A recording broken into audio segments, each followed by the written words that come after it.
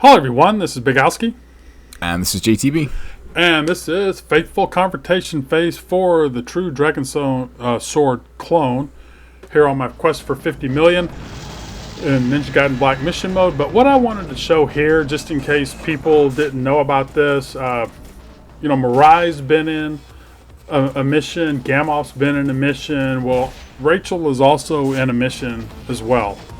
So I do want to show where that is. The clone's pretty fast here, so it's not like you can get up there. And but he's going to be on you. And where she's hanging from and why she's up there, I don't know. But in the video, you're going to hear the clone flying, swallowing through me right at that point. I mean, that's how fast he gets up there. But anyway, I just wanted to show that just in case people didn't know about it. It'd be pretty cool if you could get in that room. I'm glad you showed that. I totally forgot that she's in there, because that's when she's like hanging down at the end of the game, isn't it? In chapter 16? Yeah, I totally forgot that was in here. So I showed the other ones that we know about, and so I definitely wanted to include this one in here.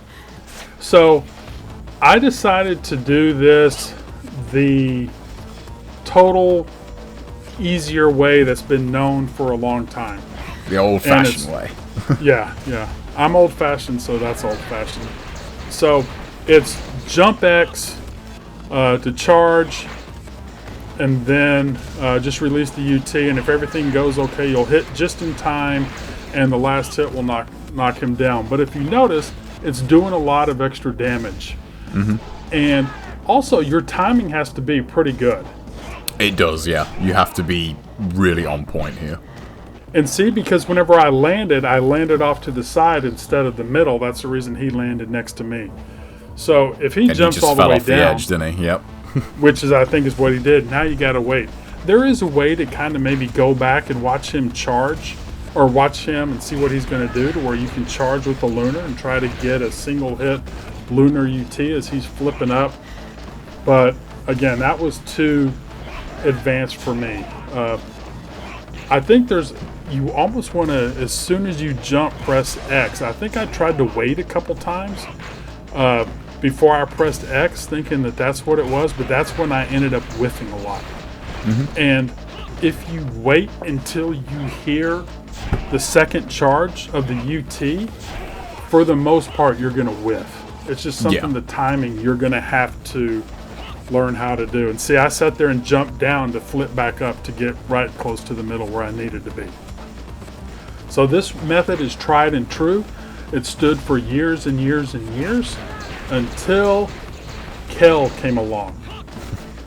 And the method that he uses, and again, I need to link it into this, is as the clone is jumping up, he uses the lunar, he uses the windmill shuriken, and as the clone jumps up, he throws the shuriken, the windmill shuriken, which knocks the clone back down. And then as he's throwing the shuriken, he's jumping backwards. He's not roll jumping.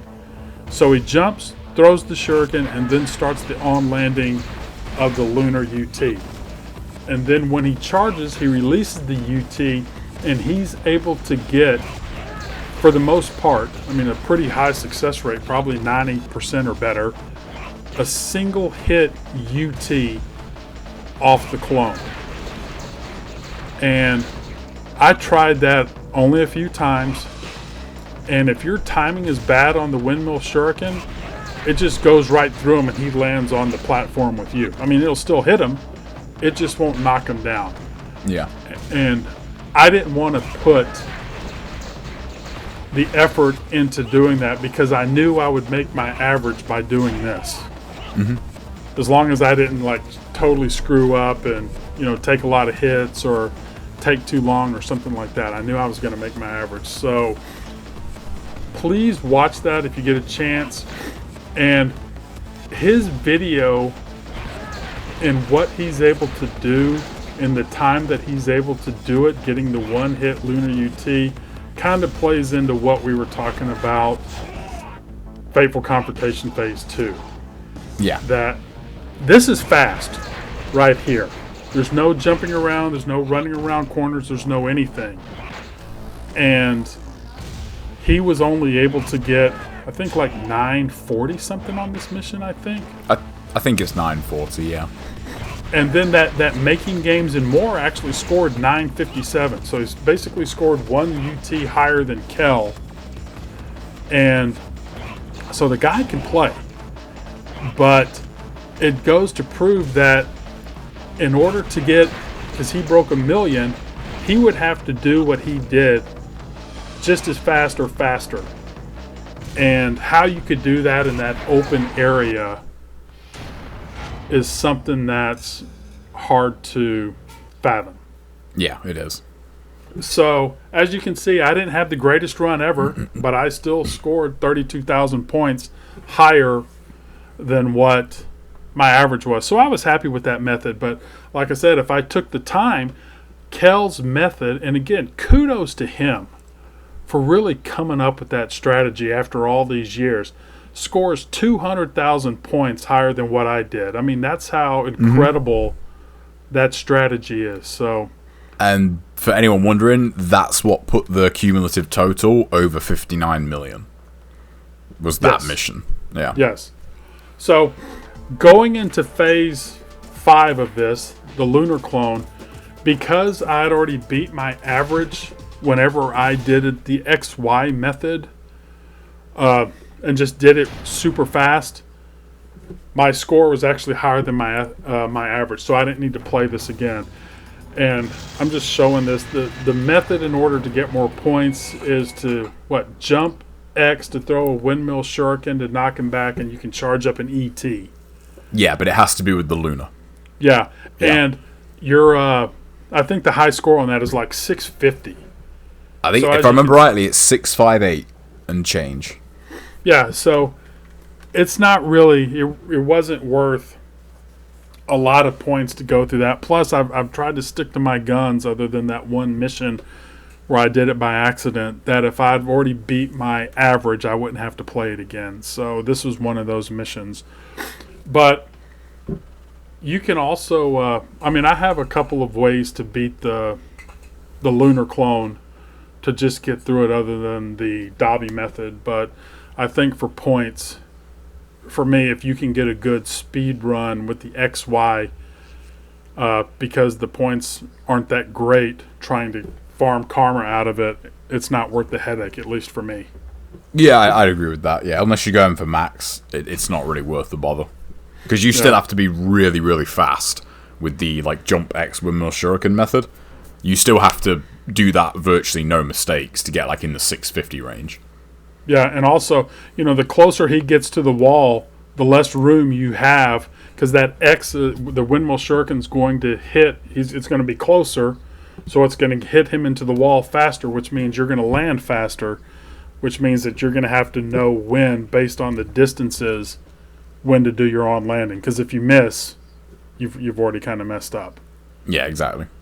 So, I think that's it, but the tried and true method with the True Dragon Sword clone is what I showed with the chucks. It's pretty straightforward, but the real cool method is what Kel had showed with the windmill shuriken jumping away, not roll jumping.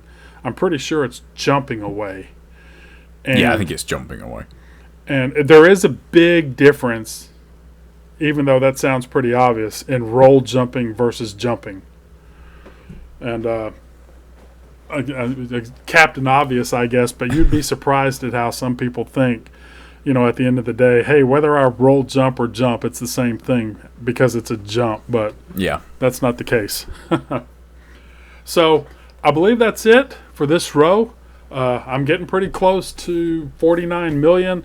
I'm working on the Battlefield of the Abyss row right now. I've got 1 and 2 done, so I got to work on 3, which is farming Marbus, so that might be a little bit before I can get all that out. But that's going to be fun. Yeah. I know you're happy you don't have to mess with that anymore. But yeah. Hey, it's part of that 50 million score. It's true. I think if you're not going to put in the time, because the Marbus missions are worth a lot of points. Anywhere from Descent of the Fiends 5 to all the other Marbus missions to Eternal Legend. I mean, that's at least a couple million points overall. Oh, especially Eternal Legend. Yeah. So, Okay, everyone. I believe that's it. Y'all take care. Anything else you wanted to add for anything on this row, or I think we I covered can't think of everything. anything now. Like it's not a huge row for points, compared to some of the other rows, but it's all points at the end of the day. All mounts up. Right. And one thing I'll do as we get closer, I'll kind of do a breakdown of how many points I scored over my non-farm score per row. And then, people can decide, you know what, playing military destruction, for an extra 130,000 or 200,000 points may not be worth it versus playing Descent of the Fiends for 2 million points. So, okay, guys, y'all take care, and we'll see you in the next one. See you, everybody. Take care.